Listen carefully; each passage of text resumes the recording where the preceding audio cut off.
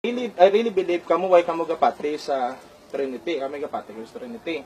So kag ang balaan naton ang Holy Trinity, ang Trinity balaan nyo na nga hindi na mabuo kundi ang pagpatihan niya ang Holy Spirit is God. Di ba tama na? So way kamo gapati na because the only God lang it is ang Father para sa inyo Jehovah. So my question is ang sa Genesis chapter 1 verse 2 ninyo dira sa inyo New World Translation nga kung nimo basahon wala nga basahon kung sa Hebrew bago ako magpumangko para gusto ko ng klaro brad kay para maklaruhan ko bala kasi nga ga-wonder ako kung aman subong sini basahon ko lang bago to ka okay Genesis 1:2 sang Hebrew text para kita damo subong mga kuan nga nagaguluwa ang baldrio Bihaaretz, Haita, Tuhu, Babuhu, Vehoshek, Alpini, Ihum, Berua, Elohim, Merahifet, Alpini, Hamayim. Gin-mention dire sa Hebrew text, sa Genesis 1:2, nga nakabutang is Berua, Elohim. Ang Elohim is ang iyang counterpart ng word English is God. Tapos ang Ruwa is Spirit. Pwede mo mabasa sa amon ng translation dahil sa inyong Bible. Sa Genesis 1:2. Ang English, gusto ko sa English yung basahon. Okay, sige, pwede mo. Sige, pwede. Siling diri napahuway ang Dios sa ikapitong adlaw. Si Jehovah kang Dios manunugas ang langit kag duta. Lalaki kag babae sa hardin sang Eden. Ginhimo ang tao halin sa yabok, gindumilian nga kahoy isang pagkilala. Sa dos na yung magala. So, chapter 1, verse 2, ang dito basa. Kay, ang ibasa ko, Hebrew, sa Genesis 1, verse 2. Yan. Basa. Ang duta wala sing porma kag mahawan, kag madulom ang adlaw sang madalom nga kabutigan kag ang aktibo nga pwersa sang Dios nagagiho sa ibabaw sang katubigan. Okay.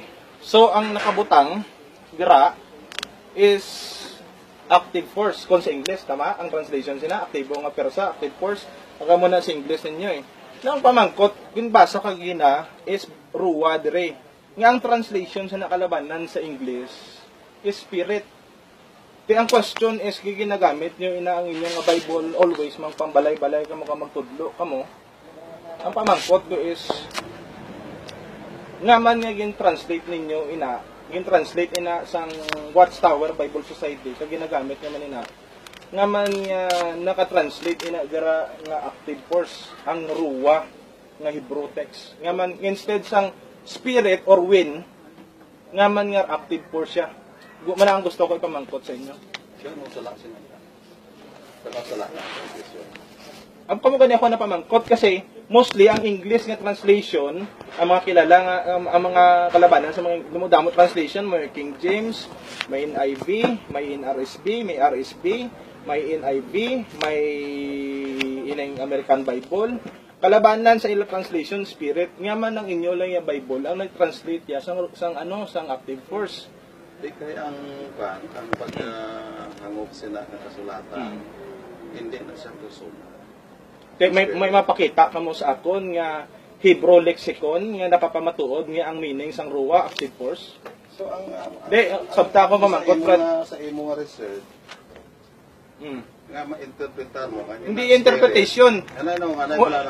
That is not my interpretation.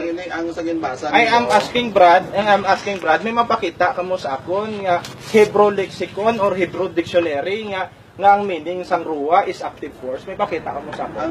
Di sabta ko pamangkot Brad. I am asking may mapakita kamo sina kasi delikado ina nga ginagamit niyo ang Bible nga sala gali ang meaning niya. Paano nagsala?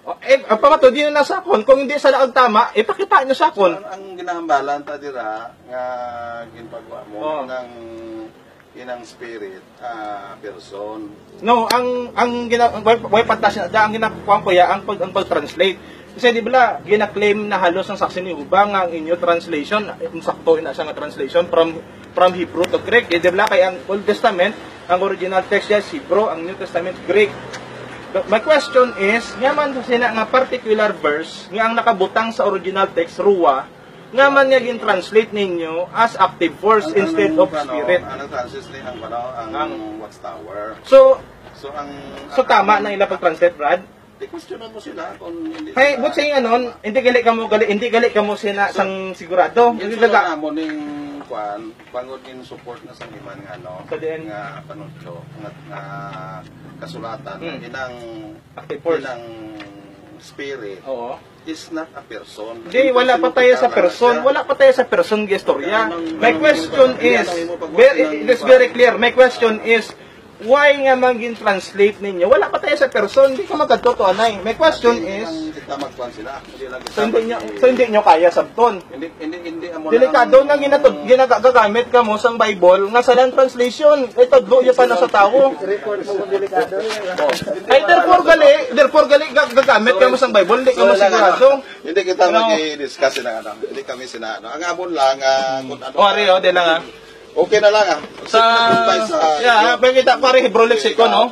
So sorry na lang kang Page ano. 334. Interesado gigina nga mag-agaway kita sa mga topiko pala na magkadulong malasang discourage. Wala sa malain, Brad, sa Mabigyan lang discussion. kami sa inyo. Wala problema sa discussion. Sorry lang ha. Sige. Tunuin nyo maayo kay man inang itudlo niya man na sa tao ang isa ka butang awon sala galay nyo ginagamit. Wait, hindi ka ba bala kay manong tari mo yang balo sa akong brado anong pamatod mo sina ikaduang Timoteo 2:22-23 ang ginambal da besan din da ang ginambal da ya gamay lang na baram gamay ka man ako na balaan hindi man pwede lang balkon damo